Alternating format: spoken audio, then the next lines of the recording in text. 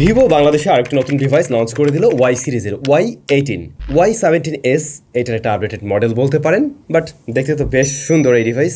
এবং বাংলাদেশ মার্কেটে লঞ্চ করা হয় 6/128GB ভ্যারিয়েন্টে, যার দাম রেখেছে ওরা 15,999 টাকা। 16,000 টাকার এই ডিভাইসে চলুন একটু খুঁজে দেখি কি কি আছে, কোন জায়গায় ভালো করলো, কোন জায়গায় কমতি আছে, সব কিছুই ফাইন্ড আউট করা যাবে আজকের এই ভিডিওতে। আর ঈদ উল আজহা উপলক্ষে ভিভোতে চলছে কিন্তু এই মুহূর্তে দারুণ অফার। 1 তারিখ থেকে 16 তারিখ পর্যন্ত এই অফারগুলো চলবে, তো তাদের ফেসবুক পেজে আপনারা চোখ রাখতে পারেন। বাংলাদেশে ভিভোর এই ডিভাইসটা দুইটা কালার ভ্যারিয়েন্টে এসেছে, মোকা ব্রাউন এবং ওয়েব অ্যাকুয়া। এটার রিয়ার প্যানেলটা দেখতে কিছুটা টাইলসের মতো লাগতে পারে, বা স্টোন কাট যে একটা ডিজাইন থাকে কিছুটা ওরকম লাগবে। সুন্দর বডি ফ্রেমটা প্লাস্টিকের তৈরি, এবং রিয়ার প্যানেলে দেখছিলাম কোনো ধরনের ফিঙ্গারপ্রিন্টস ম্যাসেজ বসছে না। এটা গ্লাস টাইপের একটা ফিল দিলেও প্লাস্টিকেই তৈরি, তাই বলবো কেসটি ব্যবহার করার জন্য। এই ফোনটাতে মোনো স্পিকার রয়েছে, মানে সিঙ্গেল স্পিকার রয়েছে, যদিও বটম ফায়ারিং না, এটা উপরে থাকছে। আর অন্যদিকে প্রয়োজনীয় পোর্টস বাটন আমরা সবকিছুই পেয়েছি। 3.5mm হেডফোন জ্যাকটা আছে ঠিকই, তবে সেকেন্ডারি নয়েজ ক্যান্সেলেশন মাইকটা ওরা আবার দেয়নি। আর ফিঙ্গারপ্রিন্ট স্ক্যানার সাইড মাউন্টেড, ওইটা ওই যে হোম বাটনের সাথে ইমপ্লিমেন্ট করা। এটা মোটামুটি ফাস্ট একুরেটই কাজ করছে, স্লাইডলি অ্যানিমেশন ডিলে আপনি লক্ষ্য করবেন আর কি। এই ডিভাইসের display size 6.56 inch IPS LCD panel, এবং এইটা 90Hz high refresh rate offer করছে, HD+ রেজলিউশন দিচ্ছে। তবে এটার ব্রাইটনেস ভালো, 840 নিটস।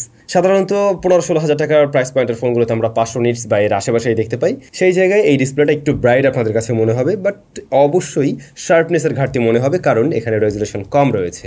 90Hz চেক করে দেখছিলাম আমরা, প্রায় ম্যাক্সিমাম অ্যাপগুলোতে ঠিকঠাকভাবে পুশ করতে পারছিল। তবে ইউটিউবের ক্ষেত্রে এটা আবার 60Hz গিয়ে লক হয়েছে। ডিসপ্লেটা বাই ডিফল্ট একটু কুলারের দিকে কালার দিচ্ছে, আর একটু ওয়ার্মিশ হলে হয়তো দেখে বেশি ভালো লাগতো। আপনারা একটু কাস্টমাইজ করে নিলে এটার থেকে আরেকটু বেটার আউটপুট পাবেন। বাট যে বিষয়টা আপনার মোটেই পছন্দ হবে না, আর তা হলো এর ওয়াটার ড্রপ নচ। এই সময় দাঁড়িয়ে 2024-এর মাঝামাঝি সময় দাঁড়িয়ে এই ব্যাপারটা একেবারেই বেমানান লাগছে 16,000 টাকার একটা স্মার্টফোনে। অন্যথায় ফুল HD+ হলেও এই ব্যাপারটাকে আমরা তখন কনসিডার করে নিতাম। তো যা বলছিলাম, ডিসপ্লেটা যেহেতু বেশ ব্রাইট টাইপের একটা ডিসপ্লে, আউটডোরেও এটা চালানোর উপযোগী।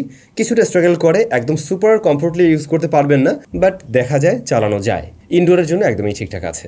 Y18 রান করছে কিন্তু FuntaSOS 14 based on Android 14। Latest operating system আছে এখানে, বাট কয় বছরের ওরা আপডেট বা কী ধরনের আপডেট দেবে এ ব্যাপারটা কিন্তু শিওর হতে পারেনি, এ ব্যাপারে বলা যাচ্ছে না। অন্যদিকে আমরা দেখতে পাই প্রসেসর হিসেবে রয়েছে MediaTek Helio Z85, এবং এই স্মার্টফোনটা বাংলাদেশ মার্কেটে লঞ্চ করা হয় একটা ভ্যারিয়েন্টে 6/128GB, storage type eMMC 5.1। Storage টাইপটা UFS হলে এই জিনিসটা আরও বেশি ফাস্ট হতো আমি যতটুকু মনে করি। আমরা একটা টেস্ট করছিলাম, টেস্টিং রেজাল্ট আপনাদের সামনে দেওয়া আছে, রিডার স্পিড কেমন ছিল। তো 6GB র্যামের পাশাপাশি আপনি আরো ভার্চুয়াল 6GB র্যাম ব্যবহার করতে পারবেন। 6GB র্যাম নিয়ে আমি কমপ্লেন করছি না, যদিও অনেকেই প্র্যাকটিস করছে এরকম প্রাইস পয়েন্টে 8GB দেওয়ার, তো ওরকম কিছু হলে আরো ভালো হতো ডেফিনেটলি। আর এই যে প্রসেসরটা, এইটা এই প্রাইস পয়েন্টের খুবই কমন একটা প্রসেসর, এর আগে অনেক ফোনে আমরা ব্যবহার করেছি। তবে যেহেতু এটারও লেটেস্ট ভার্সনগুলো চলে আসছে, সেরকম কিছু ব্যবহার করলে ডেফিনেটলি আরো বেটার রেজাল্ট পাওয়া যেত প্রসেসর থেকে। তবে এরকম বাজেটে আমরা ম্যাক্সিমাম স্মার্টফোনেই দেখি ইউনি অ্যাসোসিয়েট প্রসেসরগুলো দেওয়া হয়, তো সেই জায়গায় হয়তো এটা কিছুটা এগিয়ে থাকবে। এই প্রসেসরটা ডে টু ডে টাস্ক সামলানোর জন্য মোটামুটি ওকে আছে। এই ধরনের একটা ফোন থেকে আপনি মানে এন্ট্রি লেভেলের একটা ফোন থেকে আসলে কতটুকুই বা এক্সপেকটেশন রাখেন, সে কাজগুলো সামলাতে পারছে। Like social media app, YouTube, Facebook, এই জাতীয় অ্যাপ্লিকেশনগুলো ঠিকঠাকভাবে চলছে। অ্যাপ ওপেন ক্লোজটা একটু ডিলে মনে হতে পারে, সুপার ফাস্ট লেভেলের ছিল না, বাট কখনো আমরা ফ্রিজ হয়ে যাওয়া বা আটকে যাওয়ার মতো প্রবলেম কিন্তু ফেস করিনি। অফ করে অন করে দেখলাম, বুটিং টাইমের ক্ষেত্রে একটু টাইম বেশি লাগছে বলে মনে হলো আমার কাছে। আর মাল্টিটাস্কিং, এটাকে আমি অ্যাভারেজ বলতে পারি। যেমন ধরুন এইটার ক্ষেত্রে বলা যায় যে 5 থেকে 6টা অ্যাপ্লিকেশন নিয়ে আপনি অ্যাট এ টাইম কাজ করতে পারবেন। আর গেমিং এর প্রসঙ্গে বলতে গেলে এটা গেম খেলার জন্য পারফেক্ট কোনো ডিল অবশ্যই না, তবে আপনি চাইলে মাঝে মধ্যে সময় কাটাতে পারবেন। যেমন ফ্রি ফায়ার চলছিল, আমরা যেমনটা টেস্ট করে দেখলাম, অ্যাকশন মোমেন্টে গিয়ে মাঝে মধ্যে ল্যাগ দেখিয়েছে, মাঝে মধ্যে ফ্রেম রেট ওঠানামাও করছিল, একটু হালকা গরম হয়, তবে খেলার উপযোগী আর কি। যদি একদম লোয়ার সেটিংসে খেলেন তাহলে মোটামুটি ওকে। আর টুরি যে গেমগুলো রয়েছে সেগুলো আবার বেশ ভালোই চলছে এই ডিভাইসে। 50 মেগাপিক্সেলের মেইন শুটার, এরপর 0.8 মেগাপিক্সেলের একটা ওই যে অক্সিলারি সেন্সর আছে, এবং ফ্রন্ট ফেসিং ক্যামেরা 8 মেগাপিক্সেলের। তো এই ফোনটার একটা বিষয় আমি খেয়াল করলাম, ন্যাচারাল টোনে ছবি দেওয়ার ট্রাই করে, বিশেষ করে ইনডোর লাইটিং কন্ডিশনে অনেক স্মার্টফোনে অতিরিক্ত কন্ট্রাস্টি হয়ে যায় এবং কালারটাও শিফট করে স্যাচুরেট করে ফেলে।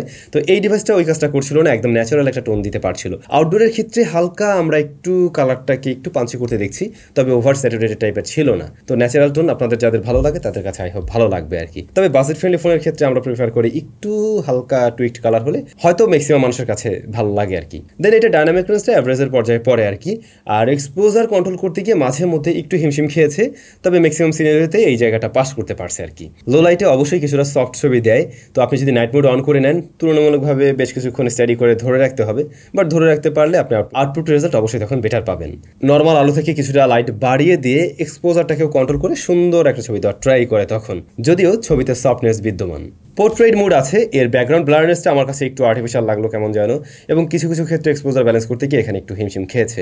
আবার ঠিকঠাক লাইটিং কন্ডিশনে তুলতে পারলে ভালো পোর্ট্রেট পাবেন। অন্যদিকে ফ্রন্ট ফেসিং ক্যামেরা দেখছিলাম একটু ওয়ার্মের দিকে টোন দেয়, একটু ব্রাইট করে দেওয়ার প্রবণতা আছে, সুন্দর করে দেওয়ার একটা প্রবণতা আছে আর কি। মূলত ইনডোরের দিকে সফট মনে হবে, আর আউটডোরের ছবি ঠিকঠাক পাচ্ছেন। তবে ডাইনামিক রেঞ্জে মেইন ক্যামেরা থেকে কিছুটা পিছিয়ে থাকছে এর front facing camera. Video record করা যায় সর্বোচ্চ 1080p 30 fps এ। স্টেবিলিটির অভাব বোধ করবেন এবং এক্সপোজার ব্যালেন্সিংয়েও একটু টাইম নিচ্ছে, একটু লেটেন্সি আছে আর কি। তো এই ছিল এর ক্যামেরা। ব্যাটারি পেয়ে যাচ্ছেন 5000 mAh এবং এর বক্স আপনারা পাবেন 15 ওয়াটের চার্জার।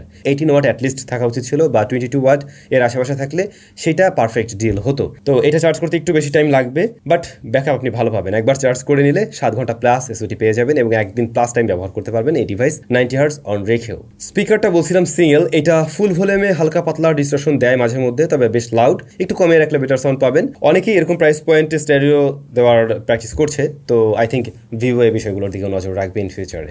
অনেকেরই প্রয়োজন পড়ে জাইরোস্কোপ সেন্সর, হ্যাঁ এটাতে কিন্তু এই যে কাজ করছে ঠিকঠাকভাবে, এটা আছে আর কি। এছাড়াও এর নেটওয়ার্ক রিসেপশন জনিত কোনো প্রবলেম ফেস করতে হয়নি আমাদেরকে, পাশাপাশি বাংলাদেশের জনপ্রিয় সমস্ত অ্যাপ্লিকেশনগুলি এতে চলছে। তো এই ছিল ভিভোর Y18 এর প্রাইসটা যদি 15,000-এর মধ্যে লকড হতো তাহলে খুব ভালো হতো। অন্যথায় এর ডিসপ্লে থেকে এই ওয়াটার ড্রপ বা ইউশেপ নসটাকে সরিয়ে ফেলে এখানে যদি পাঁচল কাটআউট দেওয়া হতো ওটা আরো বেশি সুন্দর লাগতো। 18 ওয়াট চার্জার বা এর থেকে একটু বেশি এই জিনিস থাকলে আরো বেশি বেটার হতো। আপনাদের কি মতামত এই ফোন সম্বন্ধে অবশ্যই কমেন্ট করে জানাবেন। এই ঈদে কারা নতুন ফোন কিনছেন সেটাও কমেন্ট করে জানাতে পারেন। খুব বেশি ভালো থাকবেন, দেখা হয়ে যাচ্ছে স্যামসংয়ে নতুন কোনো ভিডিওতে।